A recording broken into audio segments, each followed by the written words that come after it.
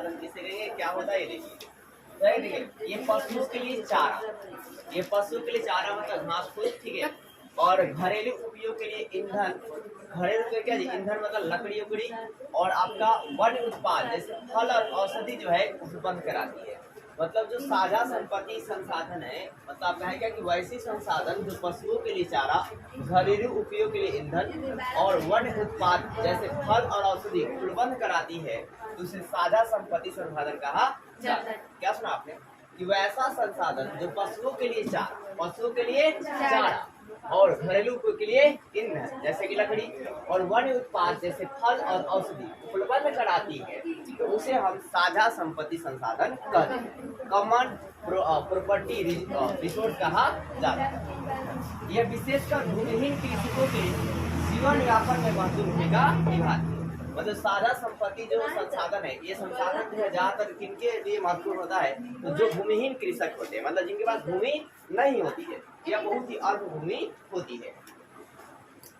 अब एक कृषि गहनता किसे कहते हैं, कृषि गहनता किसे कहते हैं, तो सकल बोया गया क्षेत्र, सकल बोया गया क्षेत्र और निबिल बोया गया क्षेत्र के अनुपात को प्रतिशत के रूप में व्यक्त किया जाता है, उसे कृषि गहनता कहा जाता है।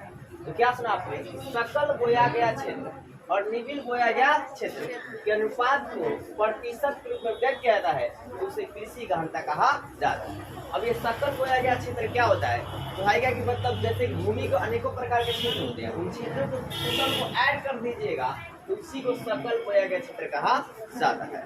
हमने क्या बताया, क्या है क्या मतलब भूमि के प्रकारों में जितने मतलब एरिया आते हैं, उन सारे एरियाओं को जब आप ऐड कर देते हैं तो उसे कहा जाता है सकल बोया गया क्षेत्र।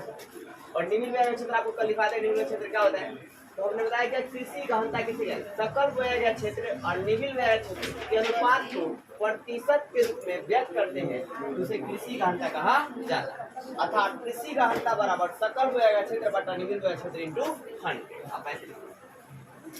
अब है भारत की फसलें, तो भारत में मुख्य रूप से 3 फसलें होती है, कितनी होती है, 3 फसलें। पहला है खरीफ फसल, क्या है, खरीफ फसल। तो आप लोग अच्छे से सेंटेंस बना के लिखेंगे, इस फसल जो है, इस फसल की बुआई जून में होती है और कटाई सितंबर में। इस फसल की बुआई कब होती है, जून में, और कटाई सितंबर में। और यह फसल उत्तर भारत में और दक्षिण भारत में की जाती है। उत्तर भारत में क्या जी, दक्षिण भारत में की जाती है। उत्तर भारत में क्या क्या मिलता है, चावल, कपास, बाजरा, मक्का, ज्वार, अरहर। अरहर को क्या कहते हैं, तूर भी कहा जाता है। अरहर को क्या बोलते हैं जी, तूर। अरहर मतलब रहर, ठीक है।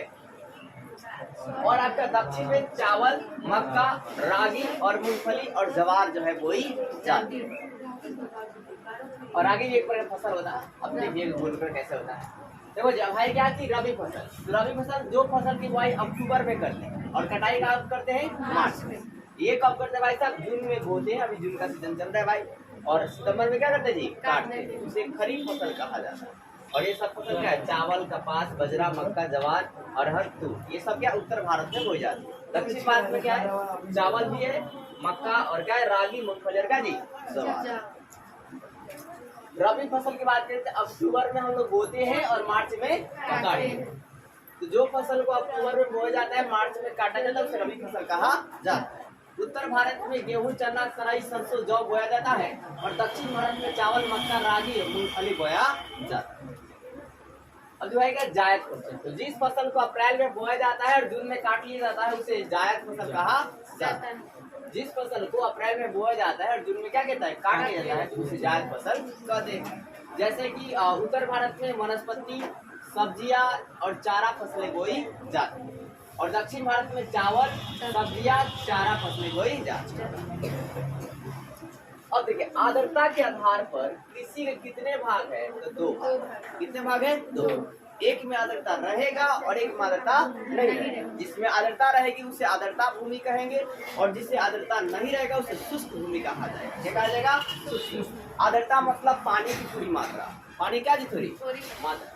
देखो भाई शुष्क भूमि क्या होता है, जहाँ पर वर्षा की अवधि कम होगी, 15 से 75 सेंटीमीटर से वर्षा क्या होगी, कम होगी, तो ऐसे भूमि को शुष्क भूमि कहा जाएगा। और यहाँ पर जो है सभी प्रकार के फसलों को नहीं उगा सकते, तो यहाँ पर कौन सी फसल उगाई जाती है? तो रागी उगाई जाती है, बाजरा उगाया जाता है, मूंग उगाया जाता है, चना उगाया जाता है और जवार उगाए जाते हैं, सॉरी गवार।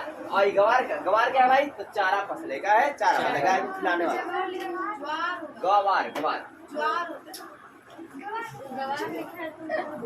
अब देखो भाई है क्या आर्द्रता भूमि।